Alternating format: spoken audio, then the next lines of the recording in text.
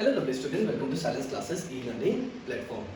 Let's continue with the chapter number 10, that is perimeter and its area of ML Agarwal. This is the introduction part of this particular chapter. Over here I will explain you each and everything what you are going to get in this particular chapter. इसको जरूर देख लीजिएगा बेटा, complete video देख लीजिएगा जिससे सारे concept clear हो जाएंगे कि एग्जैक्टली आपको इसमें करना क्या क्या है. ठीक है, सबसे पहले हमें क्या पता चल रहा है बेटा, पेरीमीटर एंड इट्स एरिया. मतलब किसी भी चीज का हमें पेरीमीटर निकालना होगा या तो एरिया निकालना होगा बेटा. अब पेरीमीटर क्या रिप्रेजेंट करता है? पेरीमीटर जब निकालते हैं बेटा, जब कभी भी हम बाउंड्रीज पे काम करते हैं. किस पे काम करते हैं बेटा? बाउंड्रीज पे. जैसे कि तुमसे कहा गया कि एक ये फील्ड है, हमें इसके चारों तरफ फेंसिंग करानी है. क्या करानी है बेटा? फेंसिंग करानी है. ठीक है, या वायरिंग करवानी है, जो भी है. ठीक है, तो ये जो हम वायरिंग करवाएंगे बेटा, ठीक है, तो ये तो चारों तरफ करवाएंगे. बोलेगा चारों तरफ करानी है तो चारों तरफ हम लोग वायरिंग करा देंगे बेटा. इसमें देखिए बीच में तो कुछ भी नहीं कराया है ना. We have done these wirings where outside the field. मतलब बाहर की साइड जो हमारे पास जो एरिया है उस पे हमने क्या किया है बेटा? फेंसिंग कराई है. समझ में आ गया? अब देखिए, मतलब चारों की तरफ बाउंड्रीज जो है हमारे पास उस पे. तो जब हम कभी भी बाउंड्रीज पे काम करते हैं तो पेरीमीटर निकालते हैं बेटा. क्या निकालते हैं? पेरीमीटर निकालते हैं बाउंड्रीज पे काम करते समय. ठीक है, जैसे कि हमसे कह दिया गया कि वॉल्स हैं, इनको पेंट करवाना है. घर की वॉल्स को पेंट करवाना है बेटा, तो पेंट हम लोग क्या करेंगे? चारों वॉल्स करेंगे. 3 वॉल्स करेगा, 4 वॉल्स करेगा, that depends on the question. मगर जब वॉल्स पेंट करवानी है बेटा तो पेरीमीटर निकालते हैं. क्या करते हैं बेटा? पेरीमीटर निकालते हैं, जिसमें हम कोई भी ऐसा इंटरनल काम नहीं करेंगे. मतलब जैसे कि हमें टाइल्स लगवानी है. क्या लगानी है बेटा? टाइल्स लगवानी है. जब कभी भी हमसे ये कहा जाएगा कि घर है उसमें टाइल्स लगवानी है, यानी हम सेंटर यानी बीच में काम कर रहे हैं. कहाँ काम कर रहे हैं बेटा? इस बीच में काम कर रहे हैं. तो जब हमसे कह दिया जाए टाइल्स लगवानी है, ठीक है, मैट बिछवाना है, फ्लोरिंग करवानी है, ओके, हमारे पास लेवलिंग करवानी है, जब ये सारे टर्म्स का इस्तेमाल होगा तो हम लोग एरिया निकालेंगे बेटा. क्या निकालेंगे? एरिया निकालेंगे. ठीक है, ये हो गया हमारा पेरीमीटर एंड एरिया. अब निकालने के तरीके क्या क्या है बेटा? देखिए, अब हमारे पास कई सारी चीजें आ सकती है बेटा. पेरीमीटर ऑफ अ रेक्टेंगल आ सकता है, स्क्वायर आ सकता है. अगर हमसे पहले पूछ लिया जाए पेरीमीटर और यहां पर लिख देते हैं बेटा एरिया. अब मैं यहां पर सारे फॉर्मूलेज आपको लिख के दिखा दूंगा बेटा कि हम क्या अप्लाई करेंगे. क्या करेंगे? क्या अप्लाई करेंगे. अब अगर हमारे पास स्क्वायर है, क्या है बेटा? स्क्वायर है.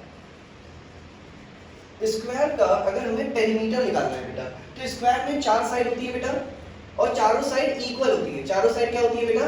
इक्वल होती हैं. तो वो हो जाएगा 4 इंटू साइड. क्या हो जाएगा? 4 इंटू साइड. अच्छा, अगर एरिया निकालना है बेटा, एरिया मतलब होता है हमें बीच में काम करना है. ठीक है, तो इसका फॉर्मूला होता है एरिया निकालने का स्क्वायर का साइड स्क्वायर और साइड इनटू साइड. बात एक ही है बेटा, साइड स्क्वायर लिख सकते हैं या साइड इनटू साइड लिख सकते हैं. ये किस चीज का है? स्क्वायर का है. अगर हमें स्क्वायर का निकालना है. अब हमें अगर रेक्टेंगल का निकालना है बेटा,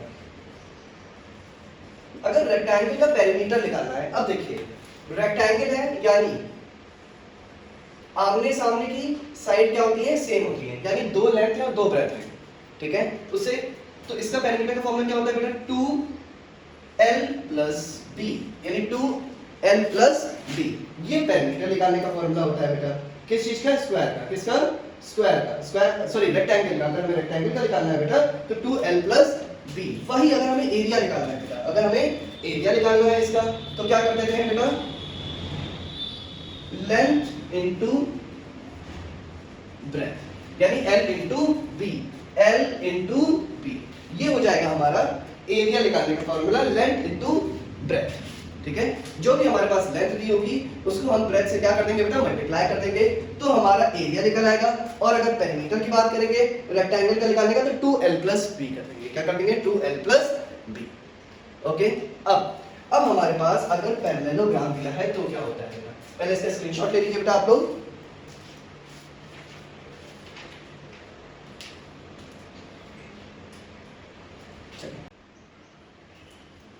आई होप आप लोगों ने इसका स्क्रीनशॉट ले लिया होगा बेटा. अब मैं इसको रब कर देता हूं.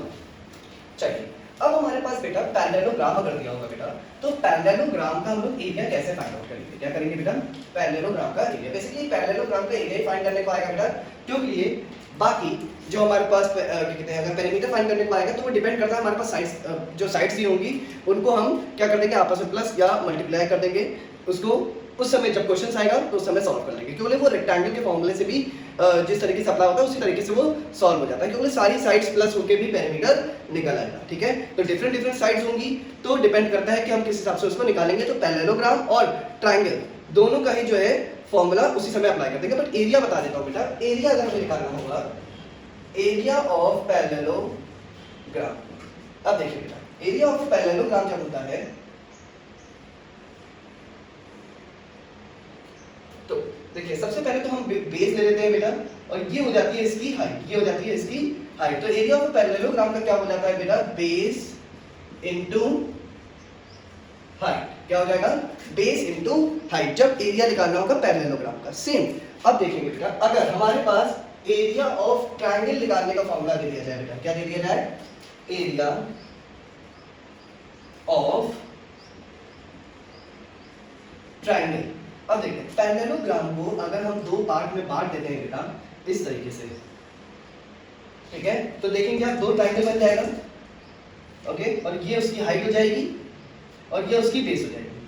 तो अब पैरेललोग्राम को हाफ में बांटा है बेटा, तब दो ट्रायंगल निकलते हैं। तो 1/2 इंटू बेस इंटू हाइट, यानी पैरेललोग्राम से ही दो ट्रायंगल निकलते हैं, इसलिए हमने क्या कर दिया है बेटा? उसको हाफ कर दिया है। एरिया ऑफ अ ट्रायंगल निकालने का फॉर्मूला क्या हो जाएगा बेटा? 1/2 base into height. I hope यहां तक समझ में आ गया होगा बेटा अब तक आप लोग को। इस यहाँ पर जितने भी चीजें मैंने कराई हैं ये हमारा इंट्रोडक्शन पार्ट है। इसके बाद सिर्फ हमारा सर्किल पोर्शन बचेगा, वो जब मैं एक्सरसाइज सॉल्व कराऊंगा उससे पहले आप लोग को क्लियर कर दूंगा। ओके, सो अभी यहाँ तक मूव करते हैं। अब कुछ एग्जाम्पल्स मैं इसके देख लेता हूँ बेटा, 2-3 एग्जाम्पल्स हैं जो कि उसको सॉल्व कर लेते हैं, फिर एक्सरसाइजेस पे मूव कर जाते हैं, जिससे जो भी क्वेरी है वो आप लोग को क्लियर हो जाए। ठीक है, कि किस तरीके से अप्लाई करनी है चीजें। Okay, now let's move to the examples.